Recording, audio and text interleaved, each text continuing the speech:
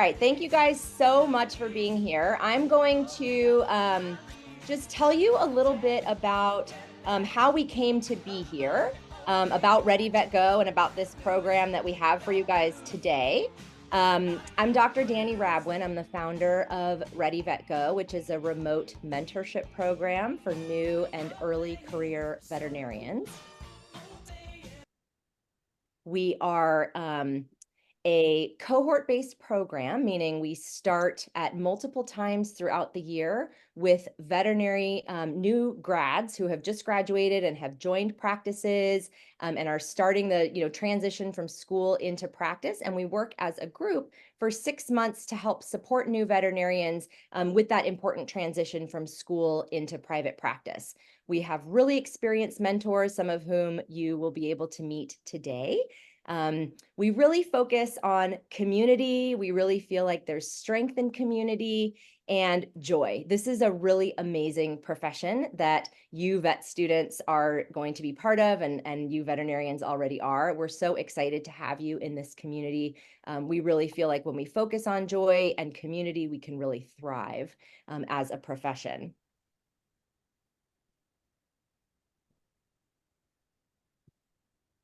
I'm having a little bit of a problem with my screen, so I'm just going to stop sharing for now. I'm going to drop some information for you into the chat, which has some information about ReadyVet Go, how you can learn more about our program, the mentorship program, what other continuing education events we have for you. We have a lot. This is one of them. And I'm going to introduce our speakers for today. We have a really fun panel that we've put together. And I put this panel together because I get asked a lot in our mentorship program about externships, about maximizing the mentor-mentee relationship. And students are frequently asking me, what can I do to best prepare for my summer externship or my first job? And so I put this panel together to get some of these questions answered. So I'd like to introduce you to our 4 panelists. The first is Dr. Eddie Robinson. He's a ReadyVet Go mentor. He's a veteran practice owner. He brings over 30 years of experience in small animal, lots of things, medicine, surgery, dermatology. He's really focused on developing positive clinic cultures, and he is one of our beloved ReadyVet Go mentors. We also have Dr. Erin Tate. She is the Vice President of Clinical Development at CityVet. She is a medical director with over 20 years of practice. She has extensive experience in managing and owning veterinary practices. We have Sharleen Vargas Godoy. She's a second-year vet student at the University of Florida. She's a ReadyVet Go student liaison, and she is really involved in zoo medicine and aspires to be a zoo vet in a few years when she graduates. We have Brady Martin. He is a veterinary student ambassador for CityVet and a soon-to-be graduate in just a couple of days from Oklahoma State University.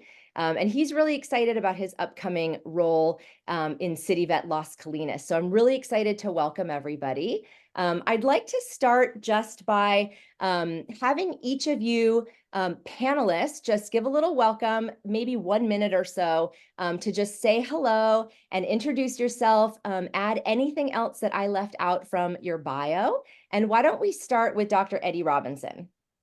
Well, thank you, Danny. Just want to say hello to everyone. I'm really happy to be here with you tonight. As Danny pointed out, I've practiced for a long time, done a lot of different things. I am now retired. I retired in December of last year, but being an active member of the ReadyVet Go team, the things that we're doing mentorship-wise has just been really exciting to me, and watching young veterinarians grow. When I was in my practice, that was one of the things I enjoyed most, was just watching young veterinarians find themselves, develop their talents, and hoping that I can help you in any way we can tonight.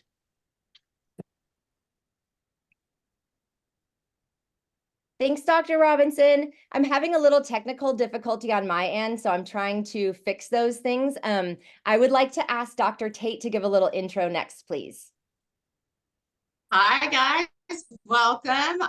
My name is Kate. I currently live. So, Danny, my computer's telling me the internet connection's unstable. So, if I disappear, sorry. um, I practice in Dallas, Texas, somewhat. I have been a veterinarian for 25 years. I have opened and owned and operated 3 veterinary hospitals. And I've had the opportunity to be involved in lots of externships and lots of mentorships, and been fortunate enough to see numerous of my employees through vet school to becoming veterinarians and coming back and working for me as well. So it's a super fun path to be a mentor for students. And recently in January, I stepped into the role of Vice President of Clinical Development. So I am now actually helping to develop other veterinarians who are opening their own practices now, and help them along that path to be successful. So lots of fun. Thanks, Dr. Tate. And I just want to mention that Dr. Tate is joining us from CityVet. They're one of our partners, and they are a big supporter of Ready Vet Go and our partner in this experience tonight. And so one of the other people who will be joining us from CityVet, or soon to be with CityVet, is Brady. So Brady Martin, if you want to give just a little intro and a welcome to everyone. Sure. I think you covered most of it pretty well. Yeah, I graduated a couple days. Students in the chat right now, you can do it. Just stay the course. I know it doesn't feel like it's super close, but it flies. So, just learn all you can. And I'm glad you're here tonight because, this takes a lot of initiative to show up something like this. So I hope you get a lot out of it. Thanks, Brady. Sharleen? Hi, everyone. My name is Sharleen. I'm a second year at UF, so I'm about to start clinics in like 4 to 5 days. So I'm currently navigating through starting clinics and looking for externships. So I know how stressful it can be. So I hope that we can give you guys information that really helps you thrive and gives you ease starting in your clinical rotations or externship or your new job as a veterinarian. Thanks, Sharleen. And, I think because of my technical difficulties, something about the chat, it appears as though the chat is only coming towards us panelists. And so what you all can't see is we have a lot of people dropping in saying that they're 4th years, 3rd years, 2nd years, so a lot of veterinary students. And so these questions that we're going to ask today are going to be so helpful for you. We've got a couple people who are saying they're just about to start their first job, which means you're graduating this week. So congratulations to those of you who are graduating. So we're going to keep this very casual. And the way this is going to be structured is Brady and Sharleen have collected questions from some of their classmates, and we're going to be asking the questions of Drs. Robinson and Tate. We also are going to be able to take questions from you guys. So feel free, for those of you in the audience, to drop questions in the chat. I'll be monitoring that. You also can feel free to use the Q&A, and I'll be happy to check that as well if the Q&A seems easier for you. So feel free to drop your questions in. But I think just to kick us off and get us started, Sharleen, I'd love to know if you could please lead us in a question from one of your classmates that you have for Dr. Robinson or Dr. Tate. Okay, so let me start with something simple, getting started. Okay, so what will be something that you wish you knew when you graduated? Dr. Tate, I'll let you go first. Women first. Thank you, Dr. Robinson. I think there's probably a lot of different things that I could answer that question. I think I wish I knew more about communication, specifically client communication and employee communication. I felt like, and I still think it's probably the case, hopefully somewhat improved, but your communication skills are, not prioritized in vet school because you have so much to learn in the medicine department, which is completely understandable. But I think coming out of school, it is a challenge to have conversations with clients, and sometimes with employees you may have strife or struggles with in a productive manner that achieves happy people on both ends. So I think I wish I knew more about communication and how to relate to people when I first graduated. For me, I think to be perfectly transparent here, I think the thing that if I had to, looking back now, is I wish that I knew how much I didn't know. I was very, coming out of veterinary school, I was very sure of myself. I was very sure of how I was going to handle medicine, how I was going to handle clients. And I had a rude awakening coming. I had a rude awakening that I didn't learn nearly as much in veterinary school as I thought I had. And I was not nearly as smart or as nearly as equipped to communicate with clients as I thought I was. So I guess I had a big head, and that really was a shot. The first 6 months or so of practice was just, hey, you know nothing, buddy. So I wish I was a little more humble. Perfect. I love all of Thank those you. answers. I wish this was just a Q&A session for me to pick the brains of Dr. Robinson and Dr. Tate, because I have so many follow-up questions. But I'm going to turn this over to our students. Brady, I'm going to see if you have a follow-up question from what either of them just said, or if you have something else on your list of questions from your peers. No, I don't think I have a follow-up question to that. I think it's great advice. You know, obviously keep an open mind, you know, going into your first job after graduation, right? You know, you never know what you're going to learn. You need to be humble. I will say, exactly. just as an add-on comment, Danny, that in my first job, my first employers required me to take a Dale Carnegie communications course. And I, of course, was against it, didn't want to do it because it was a, multiple month long course, and it wasn't optional, right? They required me to do it. And that was the best thing I ever did, because that got me started on a path of learning how to communicate, and then just, reading books from there, taking more courses from there. So I think, if you are offered an opportunity to do a program when you first graduate, like Ready Vet Go, or some type of communications class, or anything that helps you develop the skills you don't necessarily get a lot of in vet school, embrace it as an opportunity.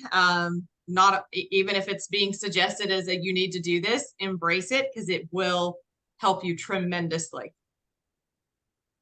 Yeah, I think that's such good advice. It's like we feel like the learning curve is so steep, like what Eddie was saying. There's so much to learn. You don't even know what you don't know. And sometimes we think about some of those things like communication as things that can come later. And I love hearing that your mentor basically made you do that. And it's something that you remember to this day. And it's why Module 1 in the Ready Vet Go mentorship program is communication, because it is the most important thing. If you can't take everything that you're learning right now in veterinary school and translate that into language that your clients can understand, you can't do much with all of that knowledge. So I love that. Yeah. Brady, what question do you have from one of your peers? I have one here about client communication. Might be a good jumping off point. If a new grad has a conflict with an established client, that's a really good one, been coming to your clinic for years now, how should they best approach this? Maybe there was a disagreement or something along those lines. Dr. Your turn, Robinson, Dr. you want to start with that? Yeah, okay, my turn to go first. Yeah, I think anytime, a lot of this is going to depend upon your support system from the other veterinarians in the practice, the more senior veterinarians in the practice. I think that having a mentor within that practice is going to be very key. Someone who really wants to be a mentor to help you through these processes. It's very difficult. That's a broad question. If you've had a conflict with a client, when it just, what does it involve? This client's been coming for a long time. It's just the first time you've seen the client. How did you approach it? I would say the best way is to always be humble. clients sometimes know more than you give them credit for. And the other thing is to not hesitate to go to a senior veterinarian and say, I had a problem with this client. How do you think I should handle this? Because it varies from clinic to clinic. There's no one catch-all. Kind of depends upon your clinic culture. So that's how I would address that. I love that answer. And I love the piece about, giving clients more credit than we might think, them knowing more than we might think they know. That's such an important piece, really approaching your clients with respect and understanding that they're coming to this interaction with you with all of their experiences and life values and beliefs, and bringing all of that to the table. And we often don't know, and approaching things from a place of curiosity and really understanding that they do bring all of those things to the table can be really helpful. I love those tips. Erin, what would you add to that? Yeah, I think, to reflect the same sentiment, it is greatly important that you have a good relationship with your mentor to be able to have these conversations without feeling judged, like maybe it was your fault, or, having them be able to tell you kind of how they might handle those situations. And in those situations too, this again kind of goes to communication, is the story we tell ourselves, right? We're telling ourselves a story about what happened in that exam room with that client, and it may not actually be the real story that's occurring. So to have a mentor to go to talk it through and say, well, here's how I see it, that mentor may be able to spin it around to say, here's how you see it, but here's how the client is probably seeing it. And then talk through, what is it you hope to achieve from that interaction with that client? Is it about being right? Or is it about solving the problem where the client is happy and the pet is taken care of and you feel good about what happened in that interaction? So to be able to kind of look at the whole picture and talk it through with your mentor is valuable, because you will absolutely have more than one situation with a difficult or unhappy client that isn't necessarily a direct reflection of you, but just happens to be the situation at hand. Could be from what's going on in the client's life right now. Maybe they're going through a divorce or have a sick family member and they're taking it out on you. So to learn how to understand, to kind of talk through those situations, to really understand what the actual problem is that needs to be resolved. And I think that's great advice, even for us experienced veterinarians, for me to remember, because I've had an interaction recently in the clinic and it still happens after 20 years. And to be reminded, to approach a colleague and say, hey, how do you view this situation? What might I look at differently in order to get a better, more comprehensive picture of what might be going on? I love that. I think those are great tips. Sharleen, what else do you have on your list of questions? Okay, so my next question is sort of in the line of like communication. So as a student, what will be the best way, the best approach when you're eager to try something new or something that you want to experience during your externship, but without overstepping boundaries? That's a great question. Who wants to tackle that? Yeah, I think that's a fantastic question. And every person will, of course, have a different approach. First and foremost, when you're in an externship, that is absolutely the time you should ask to do anything and everything that you can, right? Because an externship is your real life, real world experience without having to be independent. So that is the time to really say, hey, I would love to scribe in on every surgery that you have. Hey, would you be comfortable letting me do part of that spay or part of that neuter with your supervision? Hey, I'd love to set every catheter. I would like to talk through that case with you and what I think might be the way to treat this patient and have your feedback. Ask. Don't be afraid to ask. That's what your externship is for. And a good mentor who is supportive of their externs, you may not even have to ask. They may be like, hey, you're going to spay a dog today. Let's do this. So that is the absolute, best time to really get that experience. But in practice too, most of us aren't coming out of vet school saying, I'm ready to do a splenectomy now. But if you have an interest in surgery, for instance, then when you go to your first job, let your, colleagues know, let your mentor know, hey, I really have an interest in doing more complicated surgery. So if you have an enterotomy or a splenectomy or a GDB or orthopedic surgery, could I scrub in? Could I watch? Or even if it's my day off, would you mind calling and letting me come in to watch that splenectomy because I really have an interest? People won't know what it is you do or don't want to do if you don't communicate that. And it's not stepping on toes, it's learning. Nobody expects you to come out of vet school knowing everything, even though like Dr. Robinson said, sometimes the students come out and think they do know everything, but you don't. And don't be afraid to say exactly what it is you want to learn. And also don't be afraid to say, hey, listen, I really have no interest in orthopedic surgery. That's okay too, right? Don't feel like you have to be forced to learn something that you may not actually want to learn. I couldn't agree with Dr. Tate more. I think everything she said was right on. I think you'll hear me throughout this evening talk a lot about communications. You'll hear me talk a lot about emotional intelligence. A lot of it depends upon the work environment you're in, what that externship, where you're working.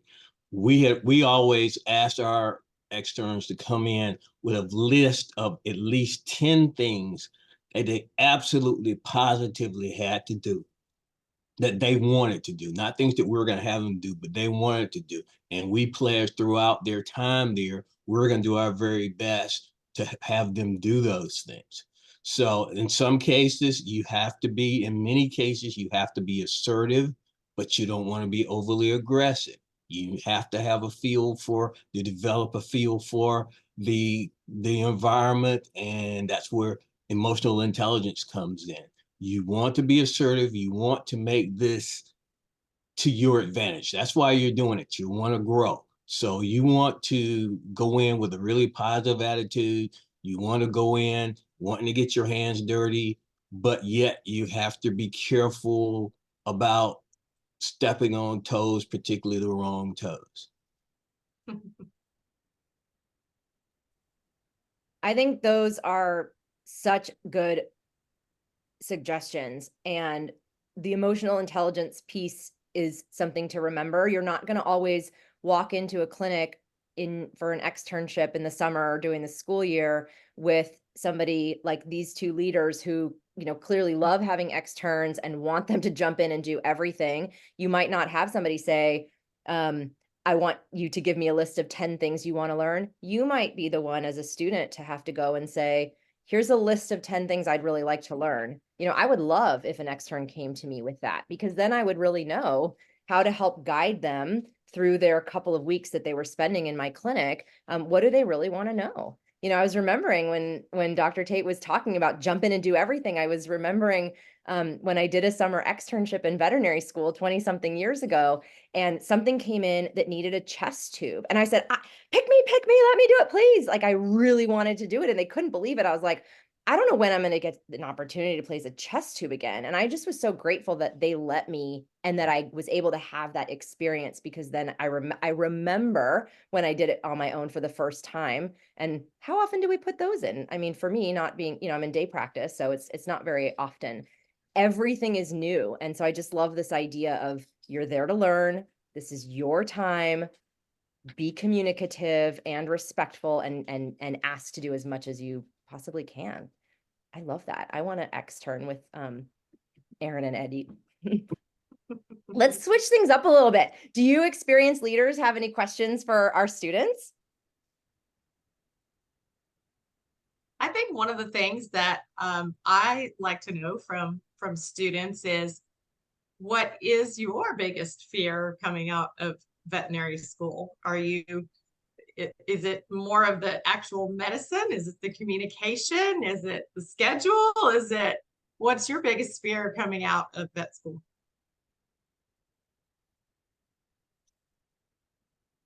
Brady, you're in the hot seat because you're graduating. I was going to say, Brady, it's about to happen. It's about to happen to you.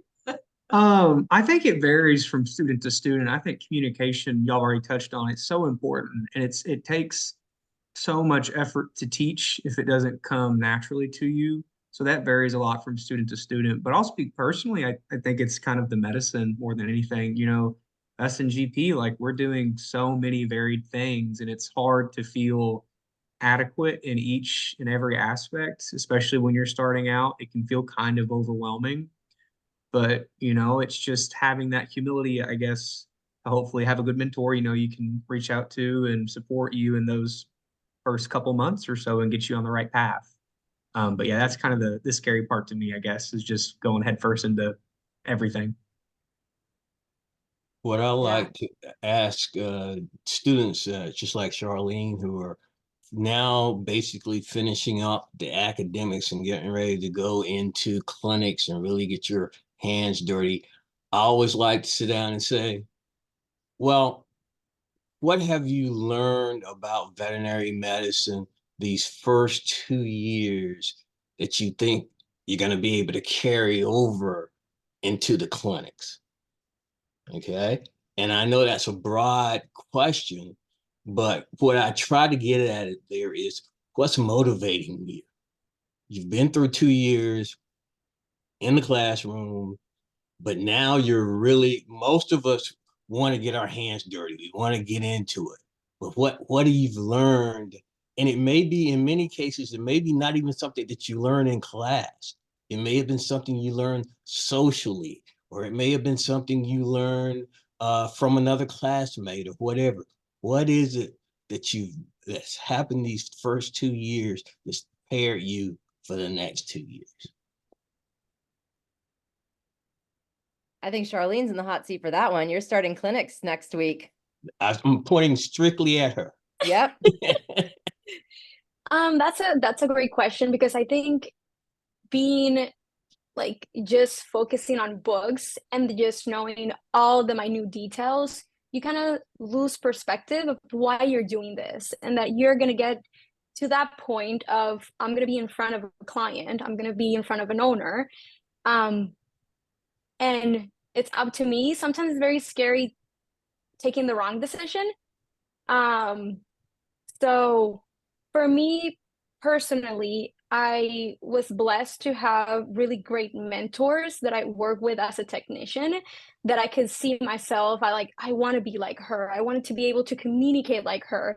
And I had this one doctor that I just sat in the exam room while she talked to the client, because just her way of expressing and making the client feel heard, it was just something that I just have to sit down and soak and be like, I want, like, she's my mentor and I want to be like her.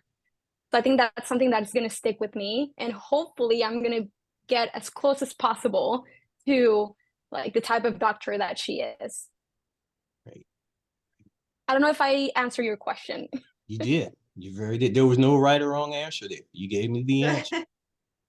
That's And great. it was a really beautiful answer. It was very open and vulnerable. And it's why I love working with veterinary students and new grads. And the piece about your why, Sharleen, and for those of you students and soon to be new grads, is just so important.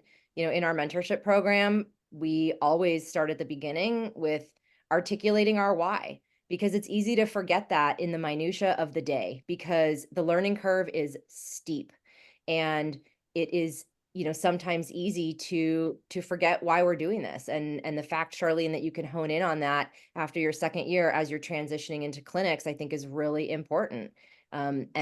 And the piece about having this mentor that you want to sit and listen and soak up all of her wisdom and her communication style, I think is really beautiful. And then you can soak it in and make it your own, because this is an art and you get to decide what authentic way of communication resonates with you. And I'm excited for you, for all of you guys. I love that question. What other questions do you students have? And before you drop in a question, I just want to read a really fun comment. Sorry, Brady, I know you just came off mute and I interrupted you. But somebody chimed in the chat saying to please consider externships in shelter medicine. Just a shout out for shelter. Thank you for you shelter workers. This comes from somebody who's at a shelter in DC, and this person's clinic loves having externs. So think outside the box when it comes to externships.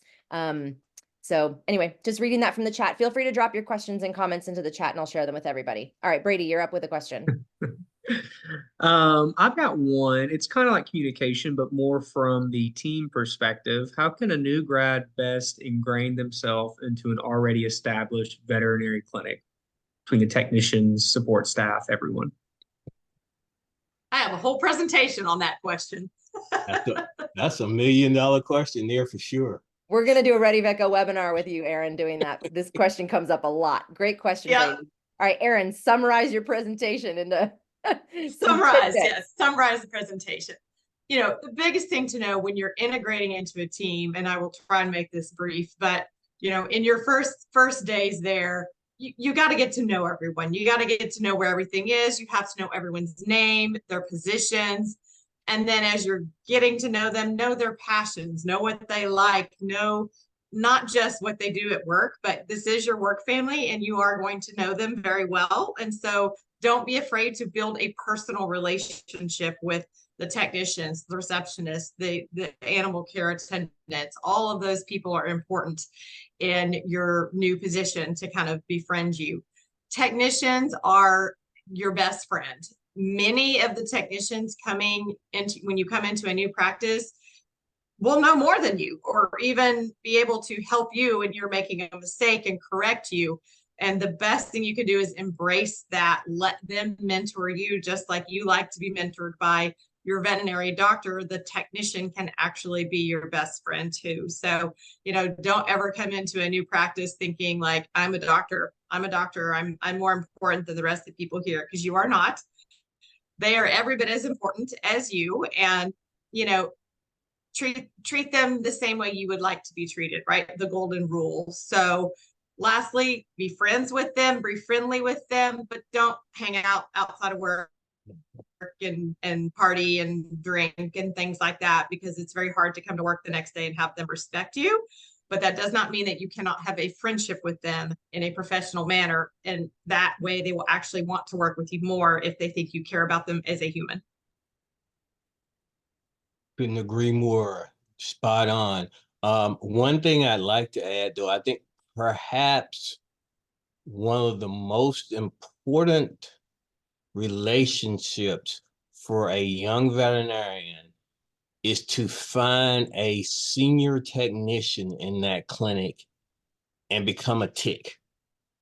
Latch on, and that person, if you develop that relationship with that senior tech, that technician is going to help you so much.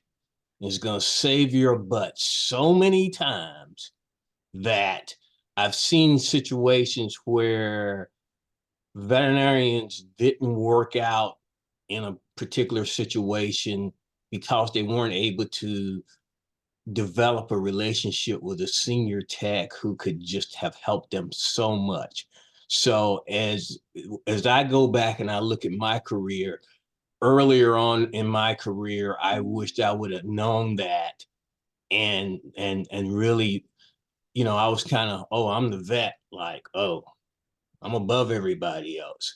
But that senior technician, for me, if you don't take anything else I've said tonight to heart, find a senior technician and become good work buddies with that person. I think that really is such an important point. I think we forget. And, you know, I remember struggling with that myself. You know, I was struggling with the generational differences really with the senior technician who was a lot older than I was. And I felt like, well, I was the doctor and I needed to have respect and I needed to show that I knew all the things. And yet she was actually the one who knew all the things. And once we were able to break that down and I was able to tap into her wisdom and experience, it was a relationship that has really, really influenced me to this day. And I think that's just such an important point. And maybe there'll be some talk about generational differences as we progress through this really fun panel today. Even now, after 25 years of practice, I appreciate so much if my technicians keep me from screwing up, right? I mean, there's times that I'm about to screw up and they're like, whoa, Dr. Tate, do you mean to do that? And I'll be like, holy cow, no, I don't mean to do that. Thank you. Thank you for helping me. So, you know, and yeah, now I do have the experience and know a lot, but even now, it's so important to me that they know that I trust them and they can say things to me and it's not going to upset me. Yeah, exactly. Psychological safety is a really hot topic, and it's something that, you know, I think some people talk about in the veterinary schools. We certainly talk about it in our mentorship program, but that's exactly what Dr. Tate is getting at, is creating this psychologically safe space. And you, as a new veterinarian, have the ability to create a psychologically safe space where people can come to you without fear of retribution, or they can come to you and let you know if they made a mistake. They can come to you and ask if, you know, this is really the plan that you mean, without you feeling like you're being attacked or accused. And that that takes some skill, but I think just naming it and putting it here, I think, is really important.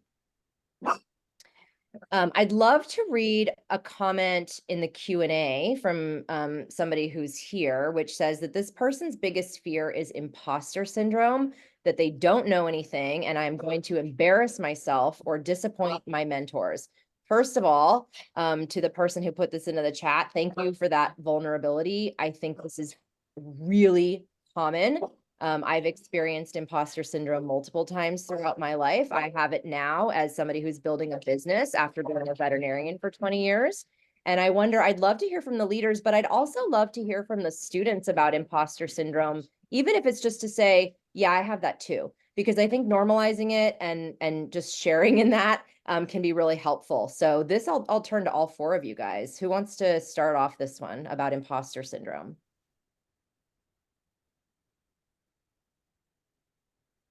I don't know I'd if I say have the Brady, best. he's the next one. Yeah, you're about to graduate, so. I don't know if I have the best insight into imposter syndrome. You know, I do experience it from time to time. Like you said, I think most people do, or at least a lot of new grads do.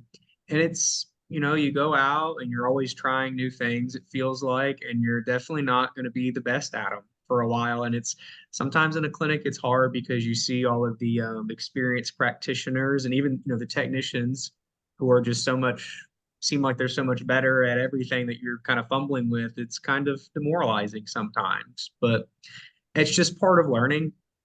I try to look at things with like a growth mindset, you know, every day, just get a little bit better and just work towards that goal and just be a better version of yourself. Because no matter what, there's always going to be someone better at something than you, but you can be a better you than yourself, I guess. So think of it from a building kind of standpoint as opposed to just tearing yourself down. I like to try to think of it. I think that's a great way to think of it. You know, really build yourself up. What about this piece? You know, I kind of glossed over this at the end of this person's comment, and this might be for the mentors here. But this person saying that they're worried that they're going to disappoint their mentors. And I want to acknowledge that. And you know, for me personally, I would say that that's not something that I've ever experienced, you know, being disappointed in a mentee. We were all there. Those of us who have been doing this for decades, we're also new. And that is just, that's not something that ever really comes up for me, is feeling disappointment in a mentee. If anything, we are your cheerleaders. We are here to support you. We have definitely messed up. I'm happy to share a messed up story. I'm sure Doctors Robinson and Tate have some too. But do either of you experienced leaders have a comment for this person about their worrying about embarrassing themselves or disappointing our mentor? I think it's normal to feel that way when you're starting in your career. And yes, to echo what you said, Danny, we're not going to be disappointed, right? We're here to help.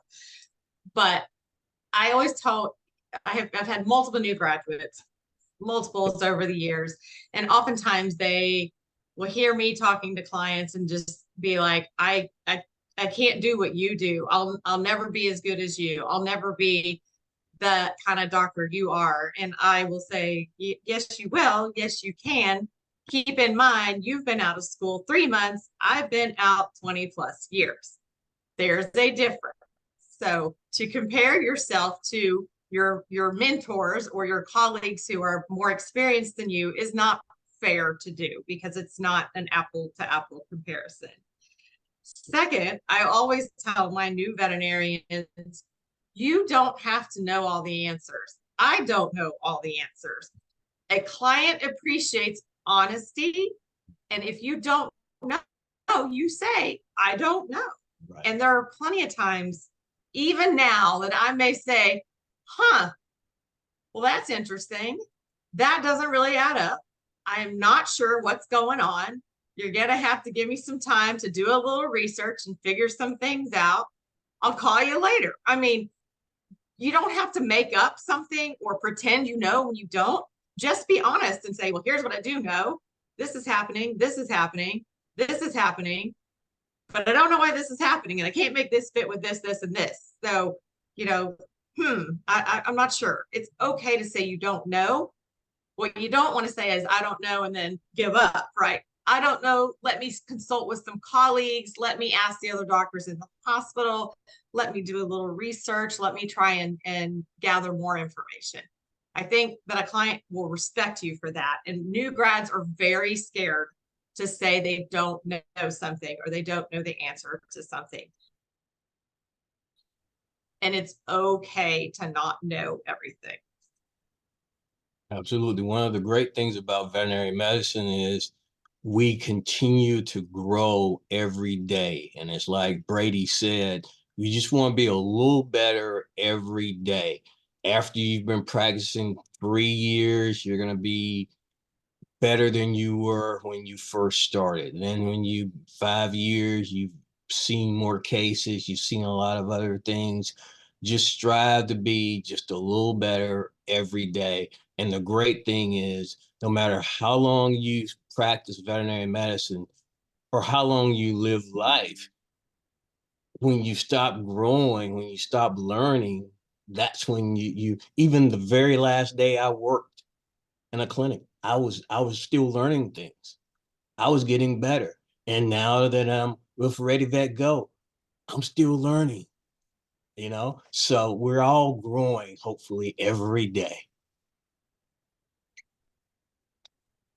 Yeah, absolutely. I'm learning lots of new things now in my new position. So agreed. Yep. And practicing saying, I don't know. You know, that's Yeah. sometimes really hard to say. You can say it in front of a mirror, you can say it with a colleague. Practicing saying that in advance so it's not so awkward and uncomfortable when you do that for the first time in front of a client. It's really powerful and they will respect you. Yeah. Thanks for putting that question into the Q&A about imposter syndrome. I'm happy to read more questions if you guys have them. Let's take another one from Sharleen. Okay, so my next one will be most memorable student you've mentored and why?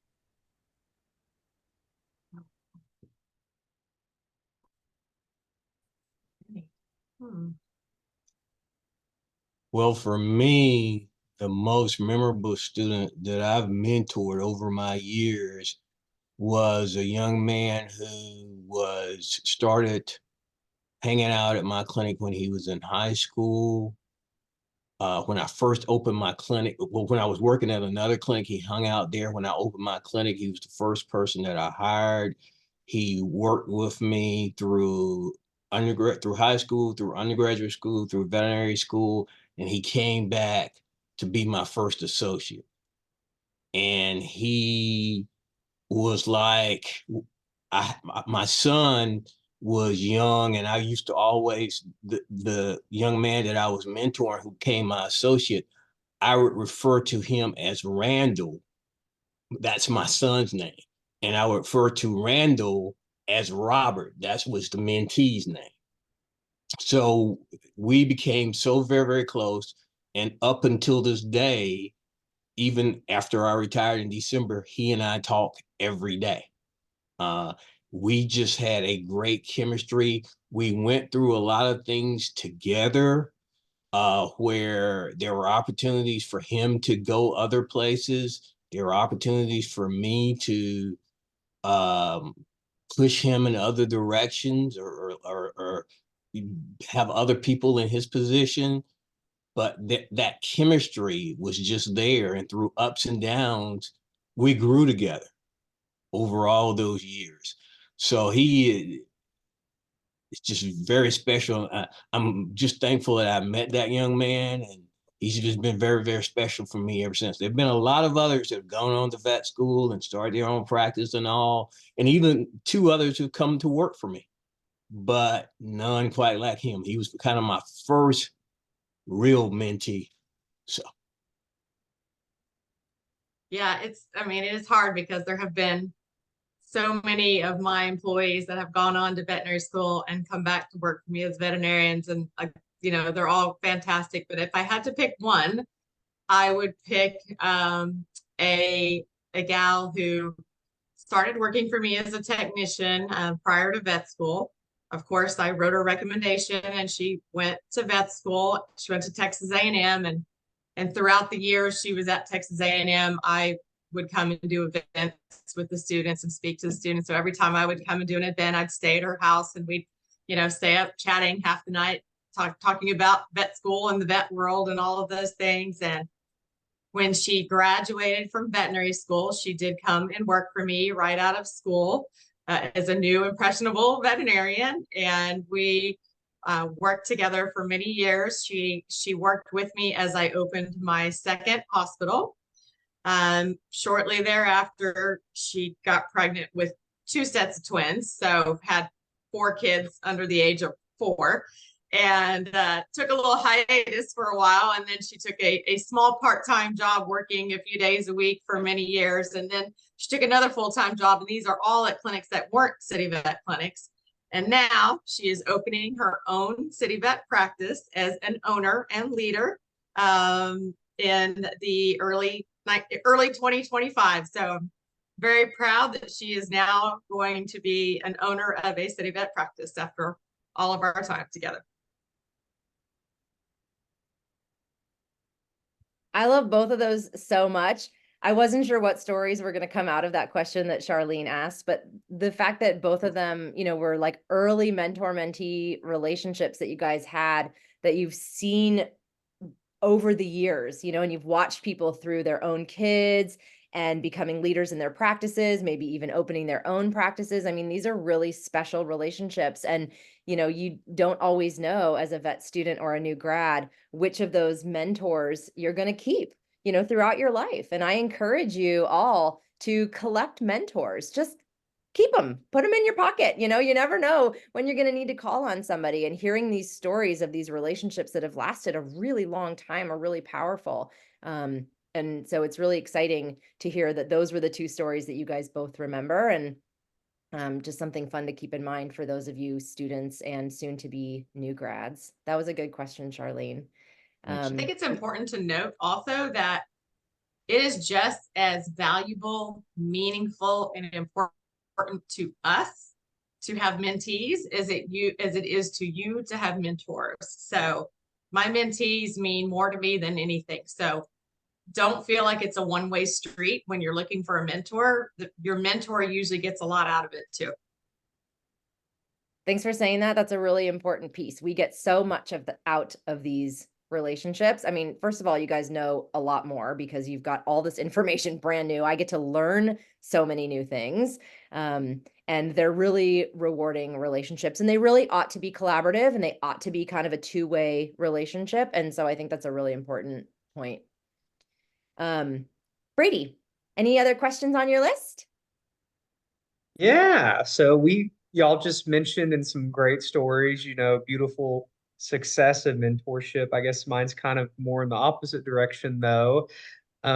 If you're providing mentorship to a new grad or vice versa from a new grad's perspective, and that mentorship just isn't really clicking or isn't working out for either side, what's the best way to address that deficiency that's maybe going on there?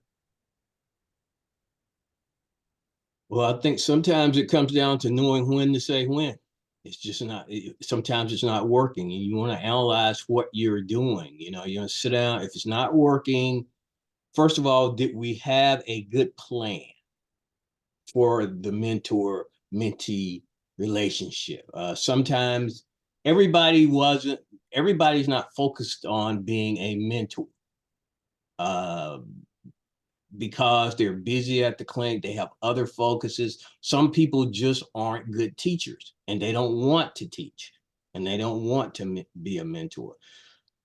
Is the mentor all in, and is the mentee all in? What are the problems? Is there a generational difference? Me as a baby boomer mentoring somebody like Brady who's just getting out, do we communicate, or am I always lecturing to him? Am I listening? Just what is the relationship built upon? Did we have a good foundation? Just like in some respects, it's like a relationship, a marriage, what have you. What's your foundation? Let's sit down and let's talk about it, what the expectations are. And these are things that really should be done at the very beginning of the relationship. And if we've done all those things that we just don't mesh, sometimes it happens that way. And in that particular instance, when you've done everything you can and it's not working, then you look for someone else. Yeah, it comes down to that communication piece from the beginning, making sure that the expectations on both sides are discussed, and what does that externship look like? What does this process look like for you and for me? I try to make it easy for both parties. When you do an externship, I've got a list of the things that I want you to accomplish in your externship. And then there's space you can even write in if there's other things, and how we'll from the beginning talk through how we're going to achieve that. So we can try and start making sure we're on the right page from the beginning. But yeah, sometimes, personalities don't mesh, or it may not be just quite right fit, but that doesn't mean that you have to abandon ship completely in the practice.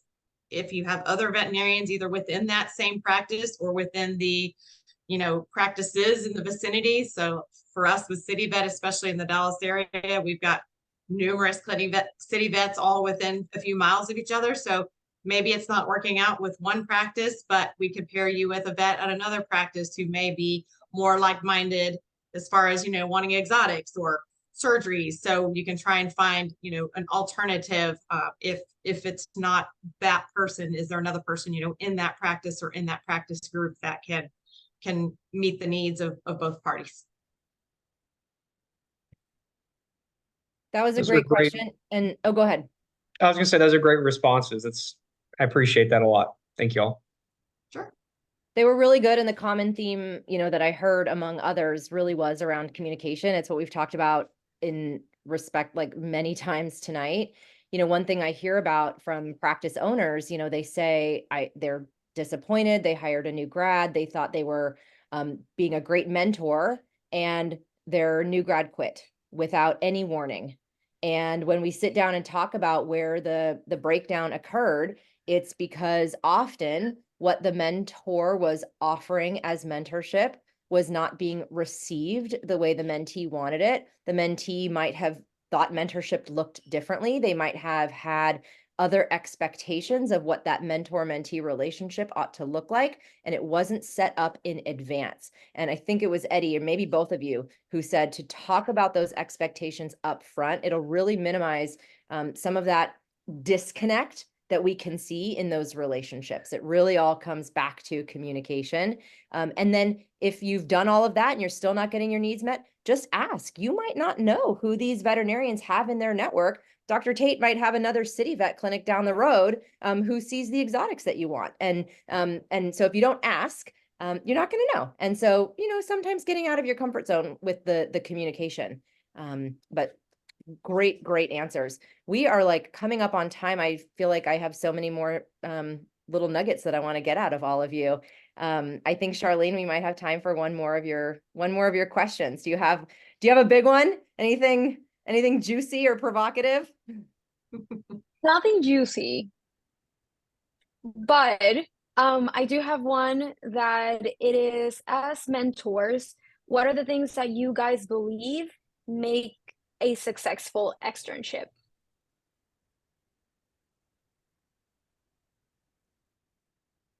Go ahead, Dr. Robinson. Okay, I'll go first. I think a successful externship is based upon several factors. One is making sure that both parties get what they are looking for. The student gets what they're looking for, and the veterinarian or the veterinary staff gets what they're looking for. You know, again, we talked about establishing what you want, that list of what you expect to you want to achieve or what you expect to see.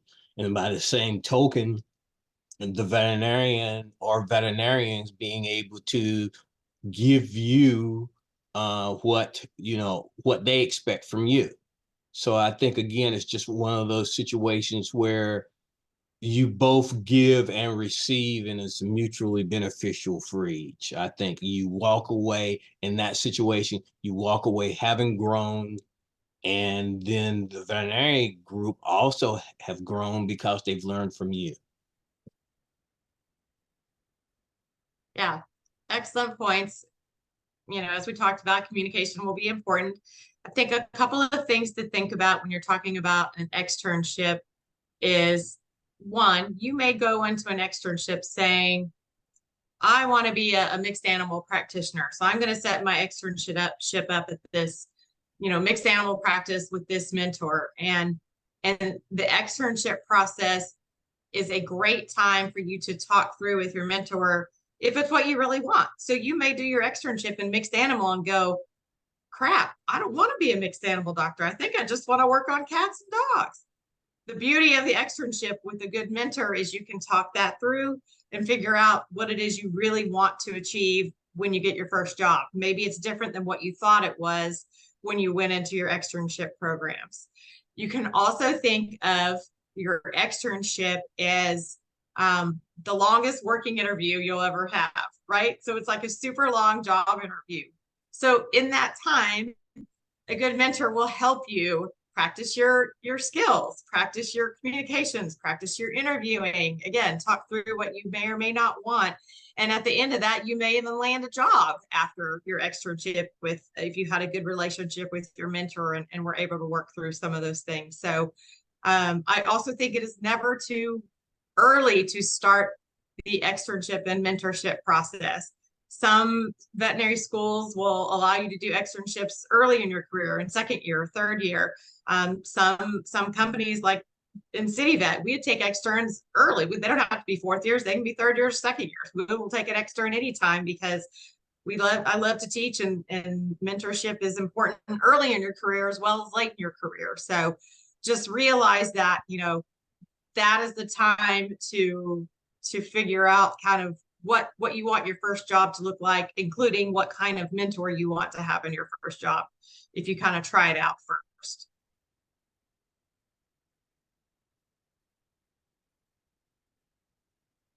Those are great. Thank you so much. Those are so good. And this is really, I think, such a perfect way to end. I can't believe we're already at the top of the hour. This went so fast.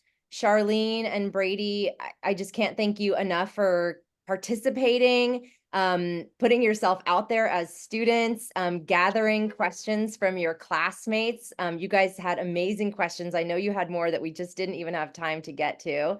Brady, congratulations so much on your upcoming graduation. And Sharleen, good luck with starting clinics.